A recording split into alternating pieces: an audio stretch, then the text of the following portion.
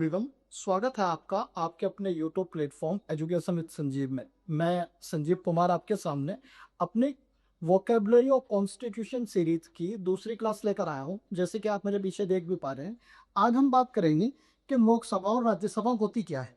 मैं फिर भी एक बार बता देना चाह रहा हूं आपको कि इस पूरी की पूरी सीरीज का जो उद्देश्य है वो ये है कि हम किताबी जो जानकारी है, जो परंपरागत नॉलेज है, उससे बाहर निकल कर एक व्यवहारिक मुद्दे पर बात करें, बहुत ज़्यादा जरूरी है। और इसीलिए मैं इस पूरी सीरीज में ये प्रयास कर रहा हूँ कि हम किसी भी पीपीटी का यूज़ ना करें, क्योंकि पीपीटी का यूज़ क्या होता है कि अक्सर टीचर के सामने एक पीपीटी ओपन रहती है और टीचर उस पर या तो बोल्ड कर देगा या अंडरलाइन कर देगा या फिर टिक कर देगा। बिल्कुल हम ऐसा नहीं करेंगे। हम वो बात, वो नॉलेज शेयर आपके साथ करेंगे जो बहुत ज़्यादा व्यवहारिक है, बहुत आराम आराम से हम बात करेंगे। मैं उन बेहद महत्वपूर्ण मुद्दों पर बात करूंगा लोकसभा और राज्यसभा के, जो आपके लिए बहुत ज्यादा जरूरी है। तो चलिए हम बात करते हैं लोकसभा और राज्यसभा है क्या। बिल्कुल देहाती और गांव की लैंग्वेज में बिल्कुल सिंपल फॉर्म में बात करेंगे, ताकि हमारी जो बात है वो आप तक न सिर्फ पहुंच पाए बल्कि आपके माइंड में वो स्टोर भी हो जाए, रुक भी जाए। देखिए, लोकसभा और राज्यसभा के बारे में आपको ये बता देना चाह रहा हूँ कि जो लोकसभा और राज्यसभा है, इसके लिए हमारे कॉन्स्टिट्यूशन में एक अलग ही आर्टिकल है। इसके गठन की बात जो करते हैं, मैं किसी स्ट्रक्चर को हर बार बनाया दूंगा। ये हमारी पार्लियामेंट है, ये के संसद है। और इस संसद में आर्टिकल 79 के तहत ये कहा गया है कि अगर हम तीनों को ऐड कर दें, प्रेसिडेंट यानी कि लोक राष्ट्रपति और लोकसभा और प्लस राज्यसभा, तो बराबर बन जाएगी संसद। ये आर्टिकल कहता है हमारा 79। लेकिन इसके बाद जैसे ही हम आर्टिकल 80 पर आते हैं तो इसमें तीनों आर्टिकल इस संबंधित हैं। आर्टिकल 80 ये कहता है कि राज्यसभा का गठन गठन और आर्टिकल 81 ये कहता है कि लोकसभा का गठन, लोकसभा का गठन। अब ये लोकसभा राज्यसभा के जो गठन है, इनके बारे में हम बात करते हैं बहुत व्यवहारिक। देखिए, मैं आपको दो तीन ऐसी बात बताऊंगा इसके बारे में जो आपके माइंड को बिल्कुल ओपन कर देगी। कैसे? लगभग 90% काम देश में लोकसभा करती है, लगभग 90%। और लगभग 9% काम लोकसभा राज्यसभा के साथ मिलकर करती है। ज्यादा कोई बड़ी जिम्मेदारी इसके हाथ में नहीं है। और 1% काम ऐसा भी है जो लोकसभा से ज्यादा राज्यसभा की पावर है। यानी कि हम देखते हैं कि पावर सदन है, पावरफुल सदन है, क्योंकि इसे जनता ने चुप कर भेजा है। यह 90% काम करता है। 9% सहयोग इसका हो जाता है जो दोनों मिलकर काम करते हैं। लेकिन 1% में एक ऐसी व्यवस्था है जिसमें इतनी पावर लोकसभा की भी नहीं जितनी राज्यसभा की। कई बार आपने सुना होगा कि हम राज्यसभा को क्यों बनाए हुए हैं, राज्यसभा को समाप्त क्यों नहीं कर देते। तो हमें दो आर्टिकल पढ़ने होंगे, एक 312 और एक 249, इन दोनों आर्टिकल के तहत। लेकिन ये एडवांस मेथड हो जाएगा, पहले हमें व्यवहारिक के समझना चाहिए कि लोकसभा है। चलिए उसकी बात करते हैं। लेकिन लोकसभा का मैंने आपको बताया, सबसे पहले हम लोकसभा की बात कर रहे हैं। आर्टिकल 81 में लोकसभा का गठन है। तो दो चीजें हैं, एक है प्रावधान और एक है वर्तमान स्थिति।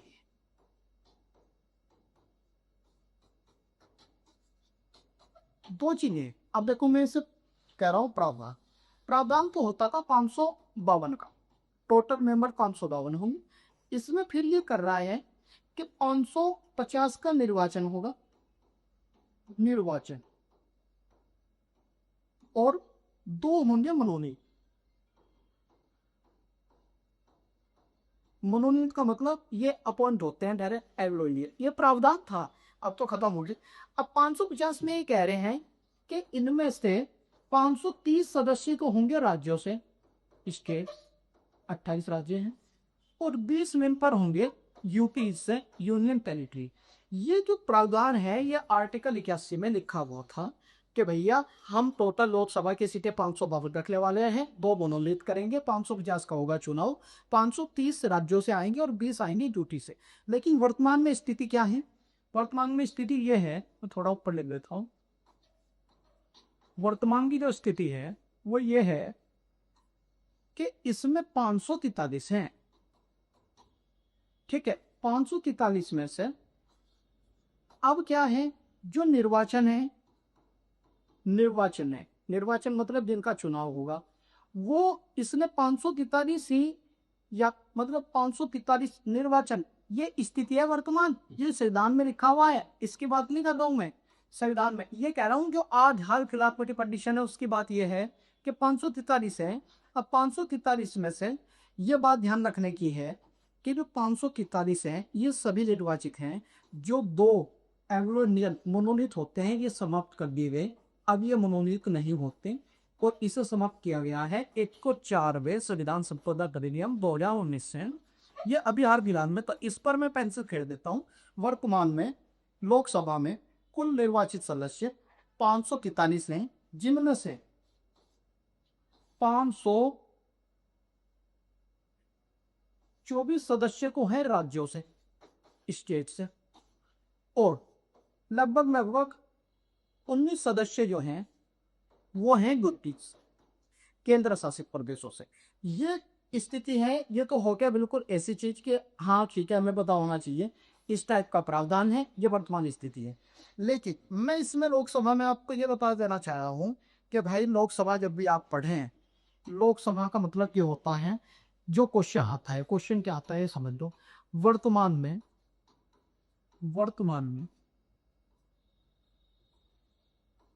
कौन सी लोकसभा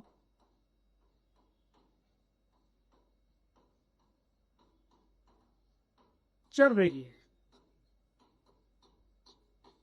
ये इंपॉर्टेंट है। अब देखो मैं कैसा बता देना चाह रहा हूं, आप इसे पंचवर्षीय योजना ना माने, इस तरीके से लगभग 18वीं लोकसभा काम कर रही है।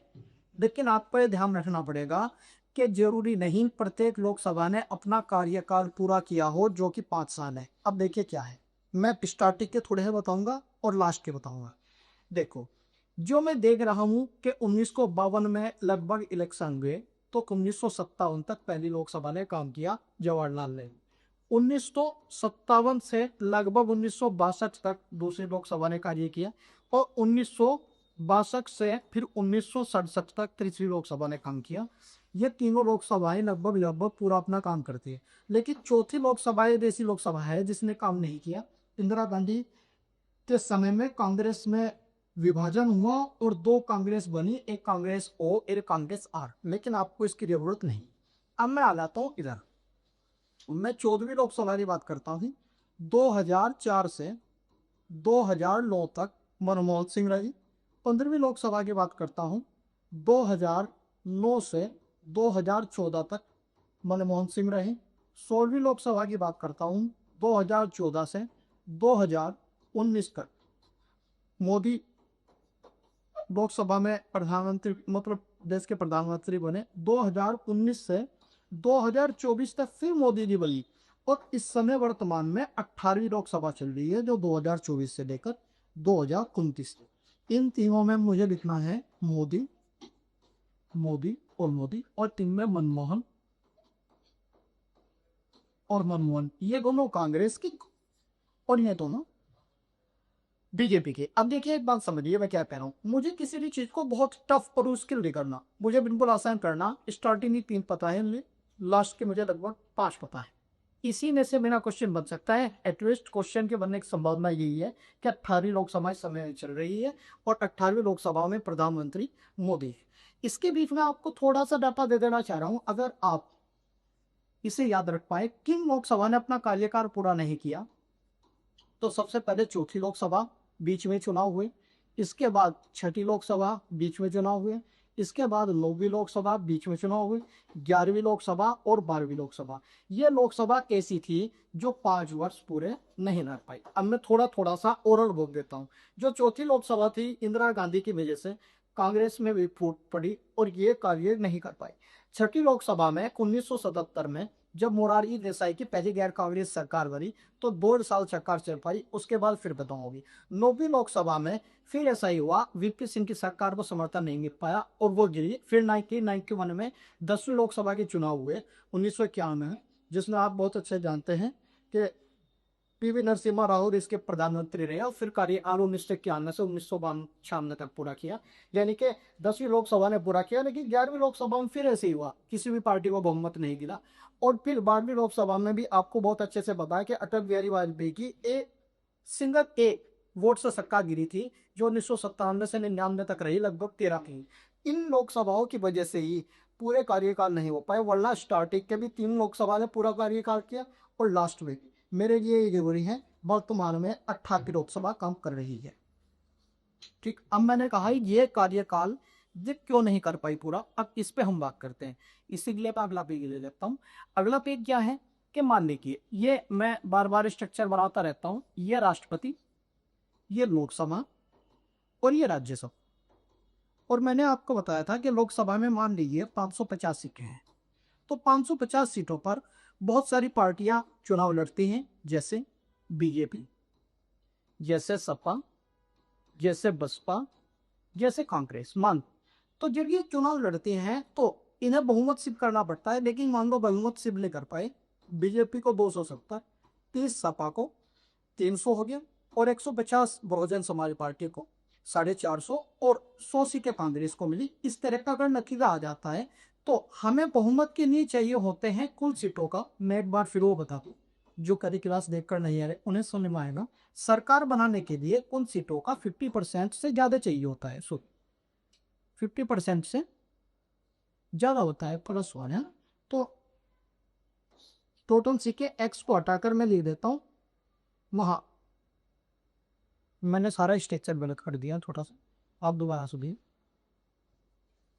देखो ये क्या कह रहा, टोटल सीटें हैं 550, इनका चाहिए 50%, और 50% से ज्यादा होना चाहिए। तो 0 से 0 जब आप काटते हैं तो 275 और प्लस 1, यानी कि 276 चाहिएगी बहुमत सिद्ध करने के लिए, इनके सरकार बनाने के लिए। 276 किसी के पास नहीं है, देख लो आप अंदाजा लगाकर, किसी के पास नहीं है। अब इसमें क्या कंडीशन बने, ये जब 276 किसी के पास है ही नहीं, तो फिर हमारी आएगी गठबंधन की सरकार।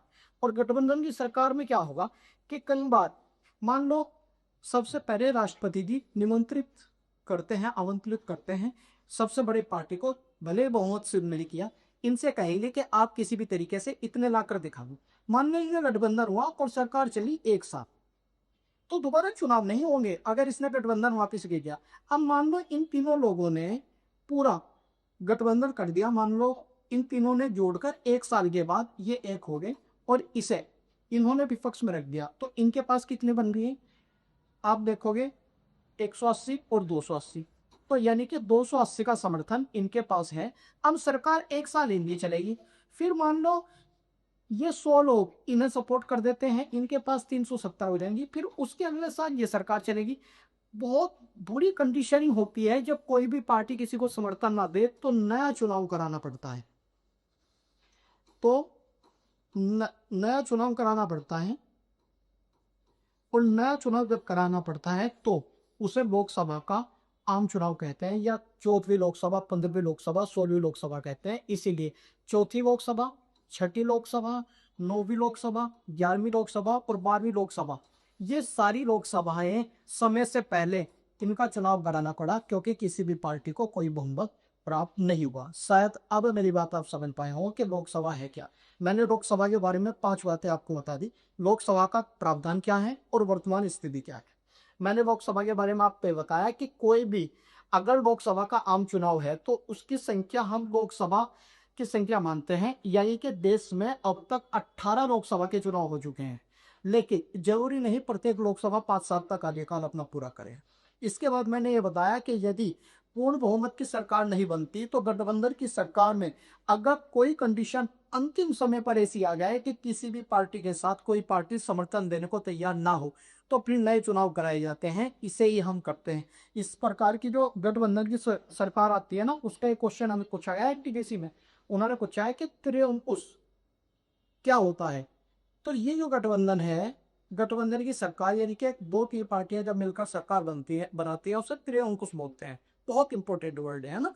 तो पूर्ण बहुमत तो पूर्ण बहुमत है, अगर किसी एक पार्टी को सरकार मिल जाती है तो पूरे 5 साल करेगी, कोई दिक्कत नहीं है, लेकिन इस कंडीशन में।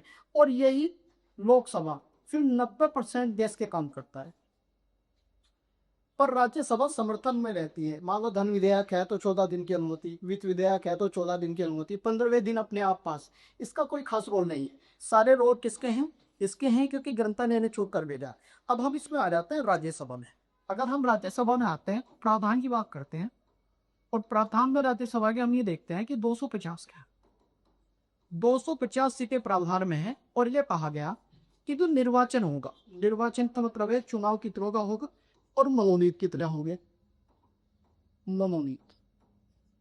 तो इसमें स्पष्ट तौर पर दिया गया कि 12 सदस्य को होंगे मनोनीत और 238 सदस्यों का होगा चुनाव।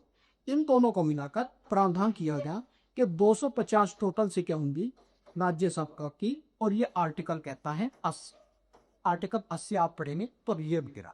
लेकिन मैं कहना चाह रहा हूं कि राज्यसभा की वर्तमान स्थिति क्या है। तो वर्तमान स्थिति के बारे में आप समझ लीजिए। इसकी वर्तमान स्थिति 245 है।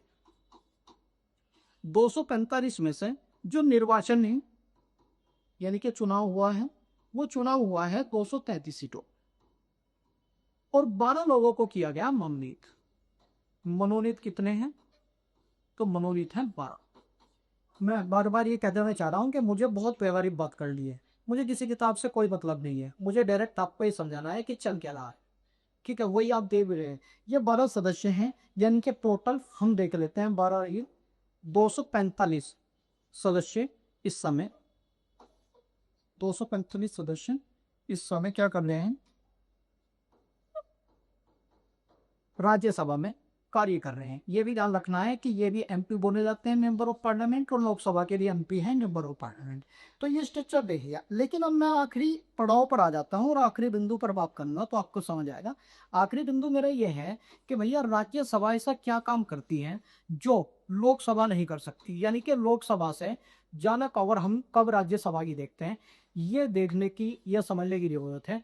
बाकी सभी कंडीशन में लोकसभा हावी रहती है राज्यसभा पर। लेकिन दो चीजें हैं, एक आर्टिकल 305 और एक आर्टिकल 249। ये दो ऐसे अनुच्छेद हैं जिनमें लोकसभा से ज्यादा राज्यसभा को पावर है। तो आप जानते हैं कि भारत में 3 अखिल भारतीय सेवाएं हैं, एक IAS, एक IPS और एक IFS। अगर नई अखिल भारतीय सेवा कोई बनानी है, कोई भी सर्विस है उसे अखिल भारतीय सेवा बनाना चाहती है, तो उसे राज्यसभा ही बना सकती है।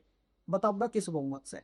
दूसरा, मान लो कोई राज्य सूची का विषय है, राज्य सूची का विषय है और उस पर राज्य सरकार कानून बनाती है, लेकिन उस विषय पर कानून बनाना राष्ट्र हित में केंद्र के लिए जरूरी है, तो केंद्र सरकार कभी भी डायरेक्ट उस राज्य के विषय को खींचकर संसद में कानून नहीं बनाएगी, बल्कि उसके लिए कानून बनाने के लिए भी ये अलग से काम राज्यसभा को करना पड़ता है। यानी कि इन दोनों की पावर राज्यसभा के पास है। अब राज्यसभा क्या करती है? अपने कुल सदस्यों का 2/3 बहुमत से अगर किसी विधेयक को पास कर दे तो उसे पावर मिल जाती है कि वो किसी सेवा को अखिल भारतीय सेवा बना सकती है, या वो किसी राज्य सूची के विषय को ट्रांसफर कर सकती है केंद्र के पास, और फिर उस पर कानून केंद्र बनाएगा। मैं ये भी बता दूं कि ये किस तरीके से है, बहुमत कैसे होता है।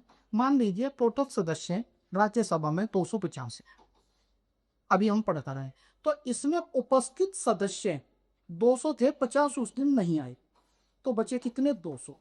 अब 200 सदन में हैं, लेकिन 20 लोगों ने सदन में होते हुए भी वोट नहीं डाला, तो बचे 180। अब 180 सदस्यों का 2/3, यानी कि 180 सदस्य लिख दिए, इनका 2/3, तो 3 × 18 ही हो गया। 120 सांसद अगर ये राज्यसभा से पास कर दें तो फिर 249 के तहत राज्य सूची पर कानून बनाने का अधिकार केंद्र के पास ट्रांसफर हो जाएगा, और किसी सेवा को अखिल भारतीय सेवा बनाने के लिए भी इसी बहुमत से राज्यसभा को पास करना होता है। अब पूरे कॉन्फिडेंस के साथ आप किसी को भी इस बात को बता सकते हैं कि 2 ऐसी कंडीशन हैं जिनमें राज्यसभा लोकसभा से ज्यादा पावर रखती है, यानी कि लोकसभा की जो पावर है उससे ज्यादा पावर राज्यसभा की है। राज्यसभा अगर इस काम को ना करे तो कभी भी लोकसभा ये काम कर ही नहीं सकती। तो आप मुझे कमेंट सेक्शन में ज़रूर बताएं कि जो सीरीज हमारी चल रही है इसमें कितना दम है और कितना हम आप तक अपनी बात पहुंचा पा रहे हैं। इस सीरीज को कंटिन्यू रखा जाएगा। आप जो है तीसरे क्लास में उनसे जरूर जुड़ें। Thank you so much.